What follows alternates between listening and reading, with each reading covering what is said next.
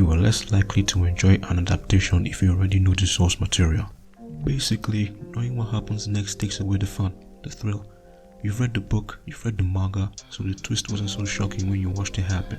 You already know who the traitor is, you already know who the main character ends up with, you already know who dies, so there's no thrill of not knowing what happens next. Or it could be that the adaptation is just trash.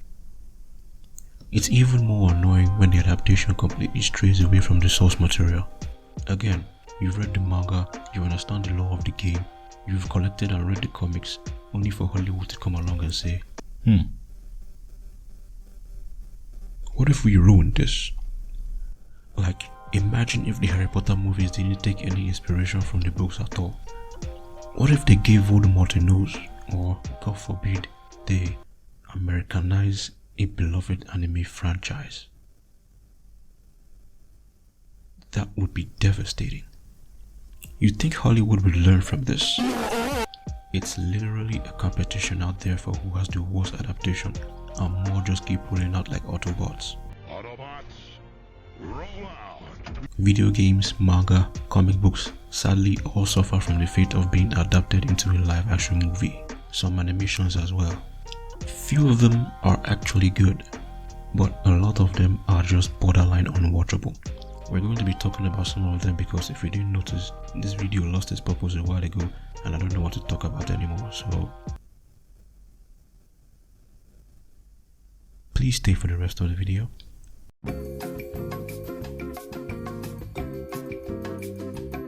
Straying away from the original story only works out a couple of times. There's only a handful of exceptions when it comes to this. An example of one such exception would be The Boys. Now, if you haven't read the comics, don't. You've watched the series and you're thinking about checking out the comics, please don't. I'm begging you, stay away from it, it's not worth it. Comic book movies in general are an exception, as they are one of the most successful examples. In fact, it's easier to name comic book adaptations that are flops than the ones that are great. They don't all need to break $1 billion at the box office to be good adaptations. Personally, I think Endgame was mid. Don't come at me, it's just my personal opinion. Now, with manga, that pretty much explains itself. Manga is literally a panel for panel adaptation with minor, often unnoticeable changes, if at all. Video games suffer from this fate so badly, it's believed that video game adaptations are cursed. I mean, just look at this stacked list of flop after flop. The only video game franchises or adaptations to break this curse so far is League of Legends. Arcane is fire. The end. But seriously, Arcane revolutionized animation as a whole. It introduced a new animation style and is currently one of the most expensive animated series ever made, and the story is just as good as the visuals. Arcane is so good that even the League of Legends fans are telling people to stay away from the game. They're not gatekeeping, they're protecting you from a fate worse than death, just like I did earlier with the Boys comics. Like seriously, don't read the comics, this is not reverse psychology, I promise. This is peak. This is garbage. Sonic is also killing it in the box office right now, dropping banger after banger after banger. And to think it was almost ruined by this initial design. But with the power of some good old-fashioned cyberbullying, we saved Sonic. We need that energy now more than ever. The Super Mario movie was cool, I guess.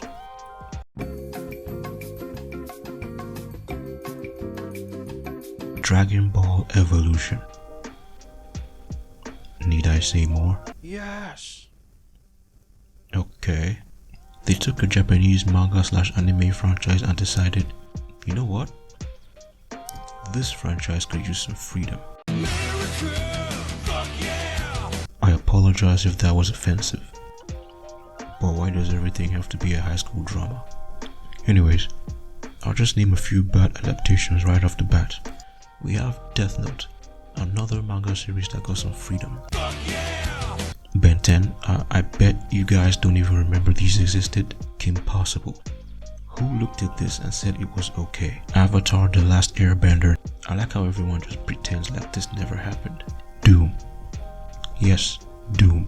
and it was so godforsakenly terrible that it was practically wiped from existence. Snow White 2025, which I haven't watched and definitely never will. Mufasa. What did you say about my brother? That's not a trait, that's my brother. Like, seriously, Disney? Anyways, what is this I'm hearing about a God of War TV show? Apparently we have one in the works, and the showrunner admitted that he's never even played God of War. Like, how do these guys keep getting their hands on these projects? I mean, imagine applying for a job and saying, I don't have any experience, but I'll just improvise everything and see how it goes. You're hired. Can you start immediately? Like, it doesn't make any sense, and that's the problem. A lot of these adaptations are made by studios looking for a quick cash grab, and the people making these adaptations are either not fans of the source material or know nothing about it. Take James Gunn for example. Love him or hate him, he's a fan of the source material, and he's made a handful of successful superhero adaptations for both Marvel and DC. If we had more projects handled by more people like him, the world would be looking like this. Oh no, sorry. I meant like this. Yeah, that's better. A blueprint is literally laid out for these people to follow step by step and maybe add a little twist to make it work in a real world setting. You are literally given a hammer and nail, and you still somehow manage to screw up. Sometimes the adaptation is flawless, but maybe just one scene was removed or changed or interpreted differently that just leaves a bitter taste in your mouth. For example, the Honored One scene from JJK Season 2. This is what it looks like in the manga. Now, when you see this, it probably invokes words in your head like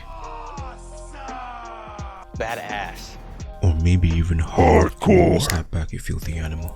You might even compare it to Dante's awakening in Devil May Cry 3.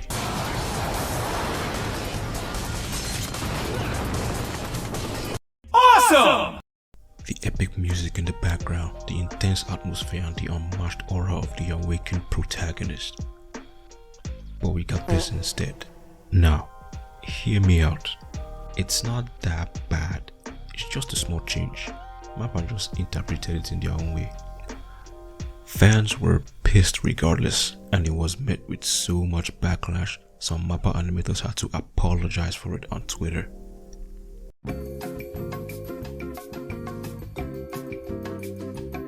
Now, I want to talk about a sensitive topic in a niche community. I want to talk about the Devil May Cry Netflix series. It got some positive reviews that obviously comes from people who know nothing about Devil May Cry and fans that are just happy it got adapted, even though there was a better anime adaptation in 2007. The more negative responses comes from hardcore fans of the franchise like myself, and that's completely understandable because a lot of shit was changed, and I mean a lot. But here are some of my major complaints. I believe everyone agrees with this one. Like, why does a lady cost so much? You fucking motherfucker. Fucking motherfucker. Fucking. Why was the Devil Trigger OST used for Dante when it's meant for Nero? This might seem like a small issue, but in Devil May Cry, each character has their own personalized soundtrack. What the fuck is Makai? Makai doesn't exist in the game, and there are no humanoid demon refugees either. Why does Dante get his ass handed to him by a lady very easily every single time? That's not in the game, and it's not even possible. Dante toys with her like he toys with every other enemy in the game with ease. What's with all the political nonsense? And why is Virgil doing some Nilo Angelo shit when he isn't Nilo Angelo yet? And Virgil doesn't care about demons or humans, he just wants ultimate power. And he never once said he was the storm that was approaching. This scene was just cringe as hell. It's not like I don't have anything positive to say about the series. I mean, we got that Evanescence song, and some of the covers of the OSTs are cool, I guess. But Adi Shankar obviously doesn't understand the things he adapts, or he just doesn't care as long as his terrible fanfic is brought to life. Basically, I see why the Castlevania fans hated the Netflix anime now.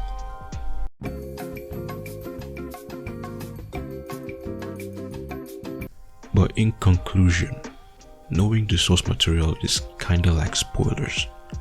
Sometimes spoilers ruin the experience and sometimes they make you expect too much and the expectation isn't met.